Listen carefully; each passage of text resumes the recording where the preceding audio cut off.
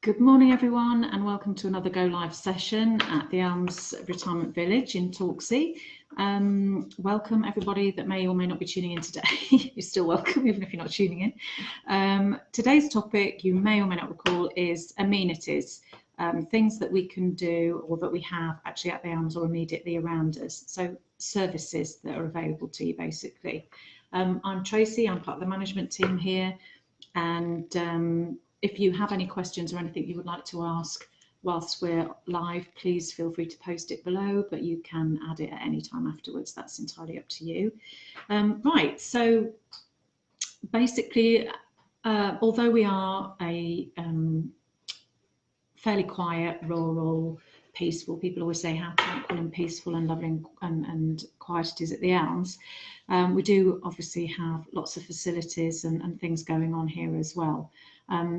We have, as we may have talked about before, a minibus that is managed and run by the residents themselves, and they use that to organise all kinds of trips. So you've got regular day trips, you've got monthly trips where we would go off further afield to maybe the garden centres or something like that, as well as all the regular trips that take people out and about to different places that maybe aren't on the local bus routes. So that might be to Newark on market day, something like that.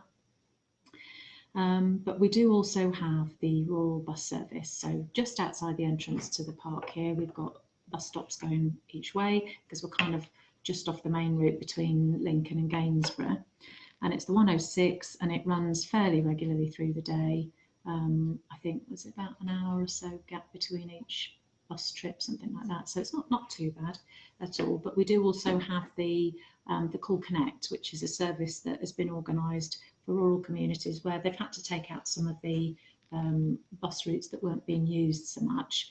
And put in this new Cool Connect service. So that's great. You can just call up and ask to be picked up and taken to your destination, but they tend to only operate outside of the already laid on bus services. So that's the Cool Connect and the bus. Then actually coming to the park, we're blessed to have some lovely tradespeople that come. Curtis of Lincoln come, they're the butcher and baker from Lincoln, and they come round with their traditional kind of old-fashioned looking mobile shop with all the produce that they sell, and they'll go all around the park and down every road if need be, or they've got their regular visitors. Then we have a greengrocer that comes from the local village. That's Mick Poole from his greengrocer shop in Saxelby, and he comes every week with a van load full of fresh produce and flowers and a few other bits and bobs as well. And then the fishmonger comes with fish from Grimsby, fresh fish from the coast. He comes weekly. And then on top of that, we've got a regular milk round and a regular paper round, which I know there aren't many of those left here, but we still have them, thank you. And then a mobile library comes monthly. So they pull up for a while at the top car park here, for people to service. And do they go down on the park? They go down on the park as well. Emma's nodding. Yes, they go down on the park as well to the middle car park. And that's great. That's a great facility that I think is quite well used. We've also got a free Tesco supermarket bus. So that calls into the entrance of the park and then takes you all the way into Lincoln, plenty of time to go shopping, and then brings you back as well. So if you're kind of thinking, well, what do I do if I move to the Elms and say I can't drive anymore? How am I going to get about? How am I going to get my groceries and things like that? Then you should be reassured by that there are pretty immediate facilities, if not directly coming to the Elms, then available via buses and free buses and things, practically on our doorstep. We've got in the village itself a doctor's surgery. The church has a post office that runs from the church every so many Tuesdays, I think it is, isn't it? But we've also in the village of Laudston got a post office as well, which is just a very short distance from us here. And obviously we've got a pub in the village and the village park every Tuesday. Post office is every Tuesday. Post office every Tuesday. 9:30 to 12:30. So that's actually in the village as well. And in terms of things like cash points, you can get cash out at the Lauderton Post Office or at Saxelby. So Saxelby is about 5 or 6 miles from here, 10 minutes the back road, maybe 12 minutes, 15 minutes the main road. And Saxelby has got bank, no, it doesn't have a bank, it's got a cash point, and supermarket. So you've got a Co-op supermarket, kind of like a spa shop, chip shop, Chinese takeaway, gift shop. There's a few bits there. It's quite a largest village hall, lots of things go on there. So that is literally just around the corner from us, which is great. And then otherwise for supermarkets, you would be going into Gainsborough. So as I've said, you could get the bus into Gainsborough and go and do a bit of shopping and come back. And we've got our own bus stop at the top of the park here, right by the entrance, as well as one in the centre car park, which I'll tell you about in a minute. So, you know, every morning we see people waiting to just catch the bus and go into town and do a few bits and bobs and come back again. So it is doable to get out and about on here without a car. And for things like hospital appointments, getting to places more like that, there is the Royal Voluntary Service running here, which we know people use and make use of, as well as maybe friends and neighbours helping running you about as well. Hospitals, people often ask us where the nearest hospital is.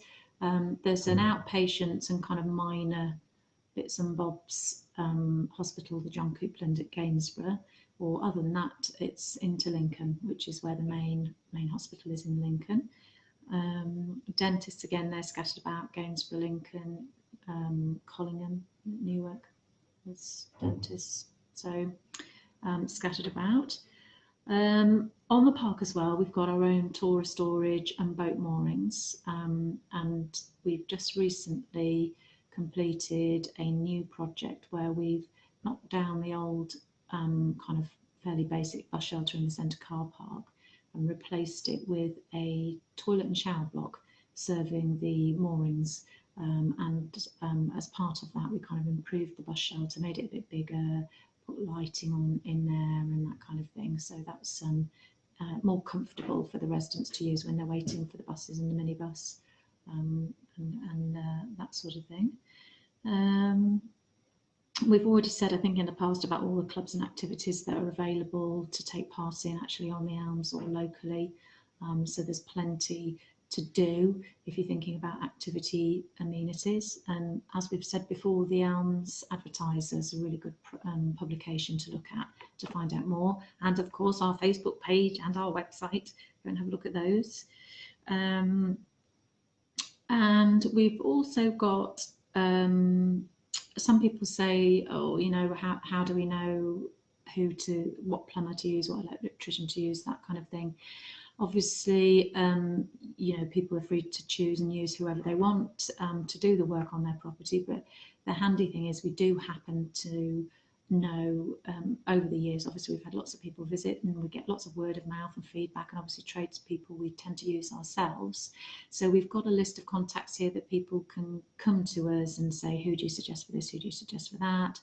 And there's a big rack of business card, big display rack for business cards that local tradespeople use to taxi firms, hairdressers, because there's lots of things like mobile hairdressers, mobile chiropodists, taxis, I've said taxis, lots and lots of things, even carpet fitting, you know, where do I get my new carpet from, where do I get my new kitchen from? So lots of people do come and spend 10 minutes in the office every now and then just having a look through the business cards. Then obviously we're barrier controlled access onto the park, so whilst we can't insist that every visitor calls into the office, lots of people tend to, just to get directions and be shown around, or they might have a delivery to a house number but they don't have the house road, things like that, so we can help direct people. But it does tend to mean that we tend to know who's on the park, who's around and about, and at the residents' request, leafleting, door-to-door leafleting is discouraged, Obviously, we can't really stop people doing it per se, but you know, sometimes residents do say, look, you know, these people are coming door knocking, can you stop them? And we'll ask them politely to leave. So there's things like that that we can do to help support the residents and make sure they're okay.